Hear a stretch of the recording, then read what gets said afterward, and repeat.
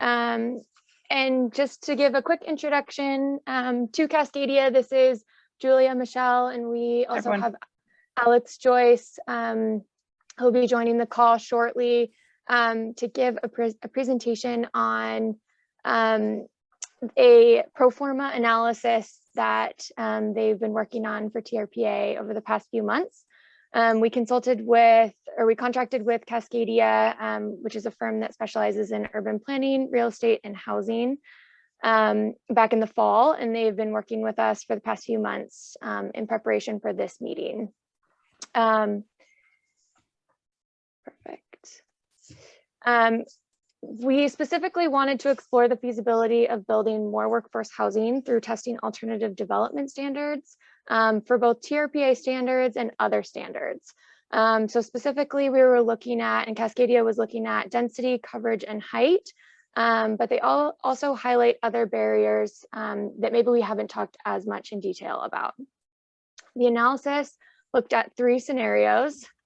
Next slide, please.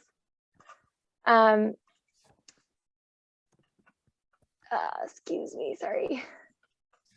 The analysis looked at 3 scenarios. The first, looking at what it would take to build a duplex on a 5,000 square foot lot in the Kings Beach residential subdistrict. And we chose a 5,000 square foot lot because this size is very representative of parcels that are already zoned multifamily in the basin. So by looking at this size of lot in this specific area, we can look at how kind of the results would be applied to other regions of the basin, not just Placer County. Next slide, please. The next scenario would look at what it would take to build a 4-plex on a slightly larger parcel of about 8,000 square feet in the Incline Village residential area outside of the town center. Next slide, please. And scenario 3 looked at building a multi-unit affordable development on a 12,000 square foot parcel within the city's Ski Run Boulevard Town Center.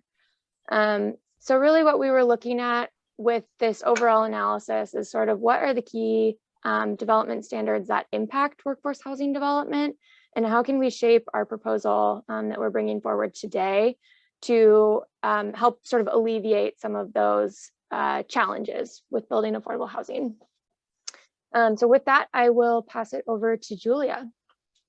Yeah, thanks, Alyssa. Just again, hi everyone. My name is Julia with Cascadia Partners. So I think I'm just going to dive right in and start talking about scenario 1. And that is looking at Kings Beach residential zone.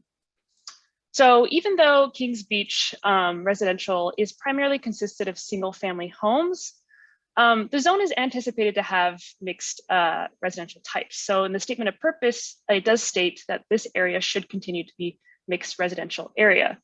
So what this tells us is that various multi-unit housing types are technically permissible in Kings Beach residential. And so this opens up the opportunity to explore what it might mean to build more than a single family home, and specifically looking to build housing types that are known to be more affordable than single family homes, such as middle housing types. So for scenario 1, we're looking at a duplex. We'll be modeling a duplex on a 5,000 square foot lot. And the intent of this scenario is to just understand how the existing code impacts duplex development, and then test out alternative standards and how that might help further support duplex development in this zone. So this is just a summary table of the existing standards and the alternative standards. And you see the alternative tests will be are highlighted in blue here. And we also included the minimum setbacks in the minimum parking ratios here just for reference, because these standards tend to have a pretty significant barrier on development as well, including the ones that we're looking at. So we wanted to note them since we will be talking about them through our presentation. So to get into it, our first big finding of modeling a duplex under the existing code is that you can't actually build a duplex on a 5,000 square foot lot. If you look at the density calculation, 2 units on a 5,000 square foot lot equals 17.5 units per acre. And that exceeds the 15 units per acre maximum density under this zone.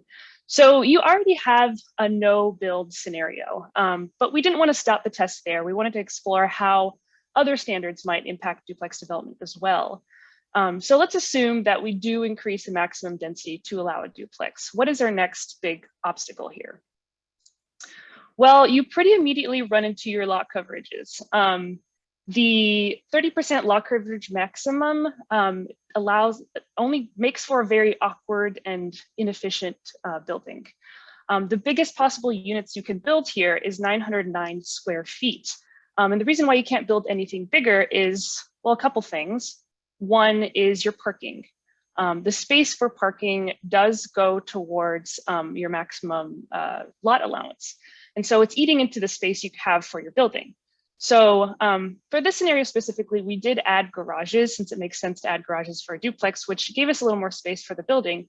However, because it is a still small development, because it's constrained by that 30%, your ground floor is pretty much the garages on your ground floor take up close to the entire ground floor. So that is already eating into your square footage for your unit. Additionally, although you're allowed 3 stories in this zone, the roof pitch requirements further limit the additional unit square footage you could potentially have access to on that 3rd floor. So what you're left with is just a small duplex, at least too small to be family size, and definitely too small to be market feasible. Our financial analysis does show that a return on investment rate comes at minus 3.1%, which is pretty far off from our target of 15% for these owner type units. And you can see here in the minimum feasible sale price, the minimum sale price you would need to sell these units in order to reach your targets go for about 19% above market of what we're seeing today with duplexes in Tahoe. So generally, this duplex is just not something that a developer would be interested in building, which is why you probably don't see as many here today in the Kings Beach residential. Another finding from our analysis is that the setbacks in the lot coverage result in different buildable areas, quite different actually.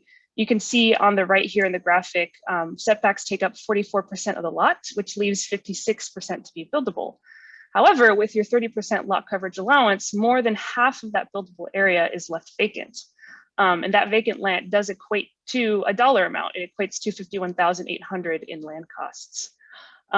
So, you know, we are observing a misalignment here between these two standards. And it's important to note that it does have a cost. I also wanted to put a fine point on the fact that what is technically allowed under the existing code does not align with development standards. The housing types you see on the right here in green, these are not prohibited. You could potentially build these in Kings Beach residential, and it might be actually, you know, something we would like to see built in Kings Beach residential. But as we've seen with our slides here, that it's just not feasible. So what you're seeing allowed and what you're seeing is feasible is just not the same. It's a big difference there. So how does a duplex under existing code compare with a duplex under recommended alternative standards? Well, for one, you can build a much more comfortable duplex. With the increase in the lot coverage and the increase in density, you're looking at increasing your units from 909 square feet to 1,250 square feet, which is about the average unit size of a 3-bedroom unit, which is what is typical of a duplex.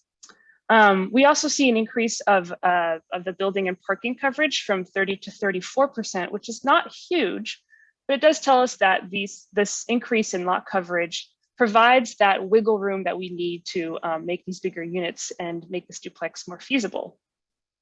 And we see that in the return on investment. We're going from minus 3.1% return to 7.8%, which doesn't quite meet our targets, but it's a pretty huge improvement. And you see that with the minimum feasible sale price per square foot.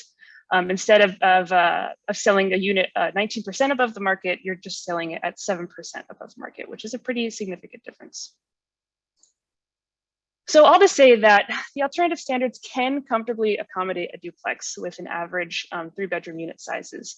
And it does indeed improve the rate of return on development. So as part of our analysis, we also wanted to test how current development standards affect multi-unit housing types that are technically allowed in the Kings Beach residential zone. We wanted to see where things might go wrong or where things might break down in the code if we are looking to build something denser in terms of multi-unit housing, denser than a duplex.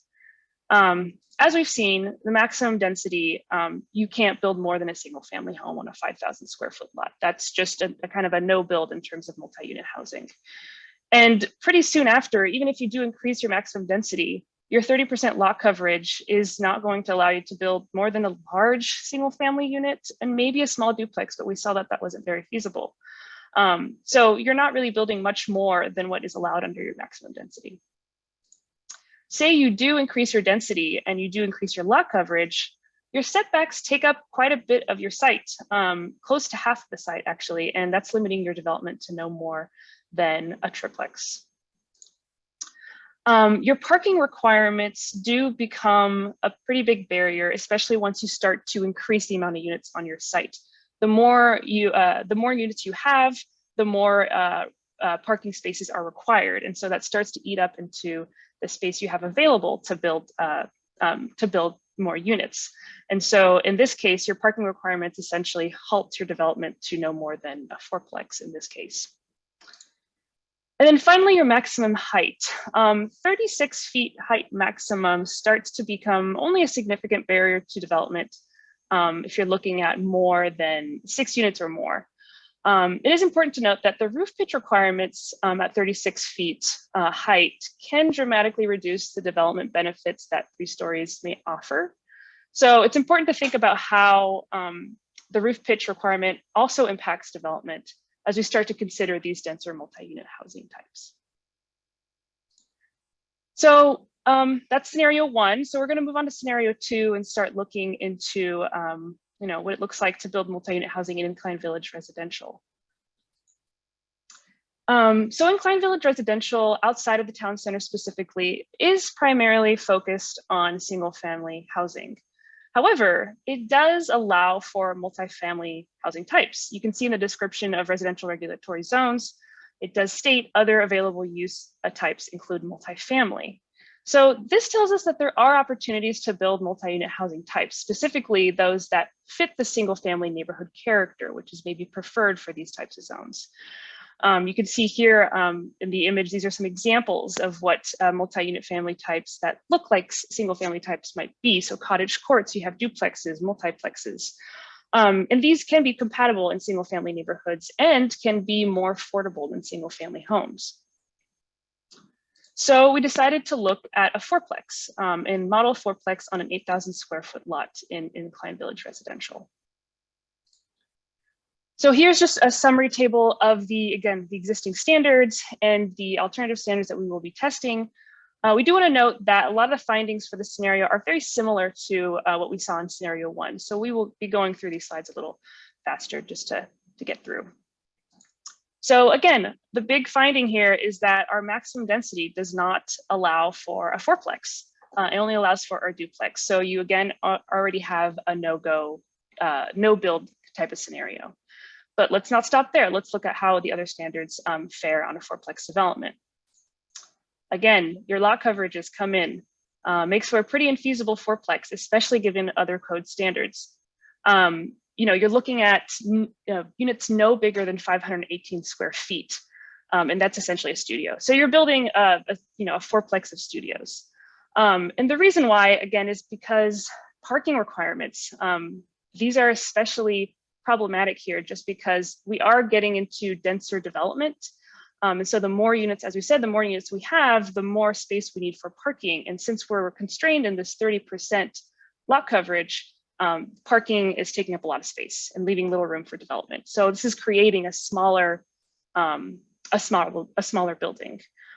This zone also does require tuck under parking, so garages. And again, because it's a small development, including garages, takes up the entire ground floor. And we see as well that in the third story that is allowed under the maximum height standards is limiting that unit space because of the roof pitch requirements. And so what we're left with here is 38% of the livable square footage that could go towards your unit is lost to internal parking and those pitch requirements. And not surprisingly, this fourplex doesn't quite pencil. The return on investment here is at minus 18%, and pretty far off from our target of 12% for this rental product. And we see that here in the minimum feasible rent you need to charge in order to make your fourplex pencil. You would need to charge about 108% above what is currently charged in the market now. Again, another finding similar to scenario one, your setbacks and lot coverages result in very different buildable areas. In this scenario specifically, close to half of that buildable area that's defined by setbacks is left vacant, and that equates to $61,200 in land costs. So how does a duplex under the existing code compare to a fourplex under existing code compared to a fourplex under recommended standard? Well, again, you can fit a much more comfortable fourplex with more space. You can actually build the units you want to build. So we're looking at units going from 518 square feet to 1,050 square feet, which is about the average size of a 2-bedroom unit. You also see here that the building and parking coverage goes from 30 to 42%, showing that that increase in lot coverage does help you build a fourplex that makes a lot more sense. You can see here the parking does increase from 6 spaces to 8 spaces, only because under the existing code we could only model studio, which has a lower parking ratio than a 2-bedroom units. And so that's something to note in terms of how parking can have an impact on your development depending on how big your units are. And the return on investment, it does improve between the development under existing code and the test alternative, but not by much. However, there is an improvement, and you can see that in the minimum feasible rent per square foot that you have to charge for each of these. The rent per square foot for the alternative fourplex does decrease by 14%, which is not insignificant. And just to summarize here, the alternative standards, they can accommodate a fourplex with average 2-bedroom unit sizes. Actually, you could potentially go bigger too. There is more space for it now. And the standards do help you reduce that unit rent per square foot, which is important. So we ran the same test again, exploring how current development standards affect multi-unit housing, similar to what we did for scenario one, and we got pretty much the same results. Again, the biggest barrier is your maximum density. You cannot build more than a duplex. Building a duplex is great, but if we are looking at building a fourplex, which is what we tested in this scenario, that's not possible. And then the next place, even if you do increase your maximum density, the next place you start to stub your foot is your lot coverage allowances. That 30% is very restrictive and doesn't allow you to build maybe more than an additional unit if you do increase your maximum density. If you do increase your maximum density in your lot coverage, again, your setbacks, the setbacks in this scenario actually take up more than half of the site, which does limit your development to no more than 5 units. Finally, parking requirements. Again, because we are now entering the territory of 6 buildings of 6 units or more, the parking requirements do become a pretty big barrier. And so in this case, you're limiting your development to no more than 6 units. And then finally, maximum height. Again, not as much of a concern as these other standards. The 36 height maximums only starts to become a barrier when you're looking at building something of more than 10 units. So maximum height only does really come into play when you're looking at much more dense development on these lots. So let's dive into scenario 3. We looked at the Ski Run Boulevard Town Center area. So this town center is located in the tourist core, which means it is supported by a zone that supports a wide range of mixed uses. And those include employment services, professional offices, commercial, tourist accommodations, of course, but it does also include residential. And what's interesting about this is that because this area is so close to essential amenities, employment opportunities, again, transit even, or bike and pedestrian amenities, the Ski Run Boulevard Town Center is identified as a preferred affordable housing area. So with that, we thought it would be interesting to model a multi-unit affordable housing development on a 12,000 square foot lot. The reason why we chose 12,000 square feet, because that was the median size of vacant lots in the Ski Run Boulevard area. So what it means to model a multi-unit affordable housing just means that we modeled the maximum amount of units possible under the existing code and the alternative standards, and then we just compared the results. Again, here is just a summary table of the existing standards and the test alternative standards in blue. You'll notice that here we're actually only going to be testing maximum density, since maximum height and maximum lot coverage allowances are already up at 4 stories and 70% lot coverage. So under the existing code, it's pretty simple math. You just look at what the maximum density is, and that's the amount of units you get. 6 units on this 12,000 square foot lot. The average unit size here that we modeled is 770 square feet, which we found might be the average size of an affordable unit. The building and parking coverage comes in at 34% of the lot. In terms of parking, it's requiring 7 spaces, and this takes into account the parking reductions that are afforded to affordable housing. And then the subsidy that is required per unit here would be about $375,000 per unit in order to make this project work. So a couple findings here. One is that your maximum density is really the one thing holding you back from the development opportunities that other standards have to offer. So for example, your building and parking only covers about 34% of the lot, which is less than half of the coverage allowed under the existing standards. And although the existing code does allow for 4 stories, a 6-unit development does not need to go up to 4 stories. All you need really is 3.5 stories. So this is just to say that other standards are offering a lot more, and the maximum density is really the only thing hindering on the development potential of this 12,000 square foot lot. Another interesting finding is that, again, the setbacks and lot coverage result in different buildable areas. However, we kind of flipped the script here. The setbacks are the one that are governing now the buildable area, more so than lot coverage allowance. And so we're just, again, seeing this misalignment between the 2 standards. It seems like they are taking turns in defining what is the buildable area.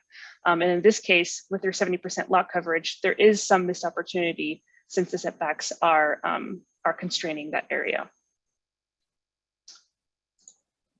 So how does what we can build under the existing code compare to what we can build with an increase, I guess, in maximum density? Well, again, that is a simple math question. With increasing the maximum density to 40 units per acre, you're seeing an increase from 6 to 11, so almost doubling the amount of units on the site.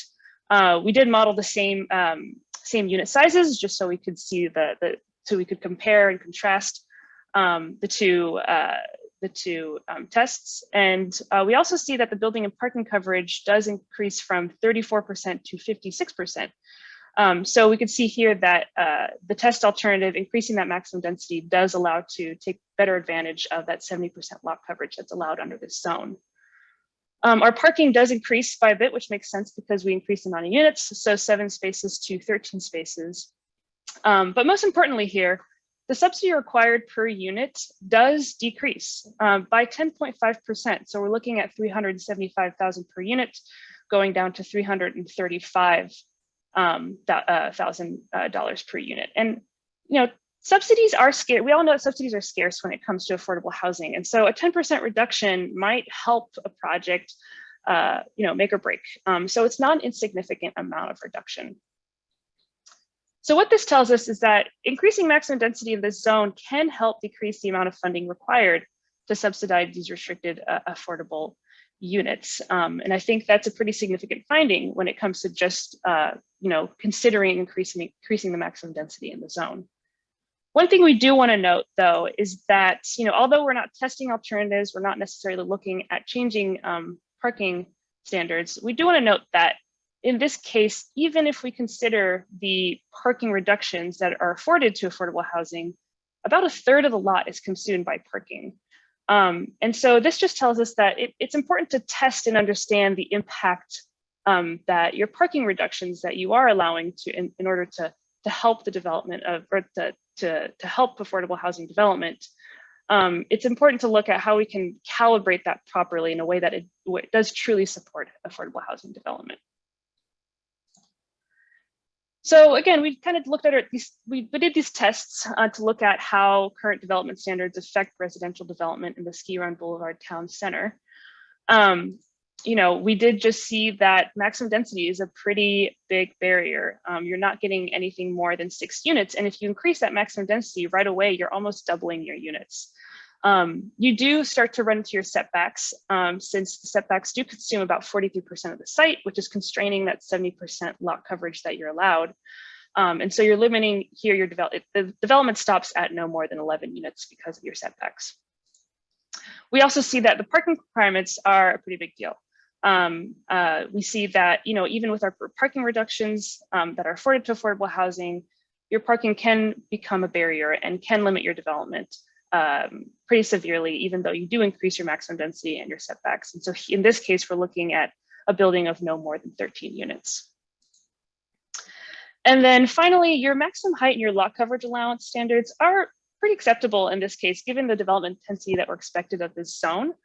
But it is important to note that, you know, even if you do increase your maximum density, your setbacks, you lower your parking requirements, your maximum height and lot coverage become a significant barrier to development at more than 20 units. And that's a pretty high density for the area, but something to note if that's something of interest later on when considering Tahoe's development.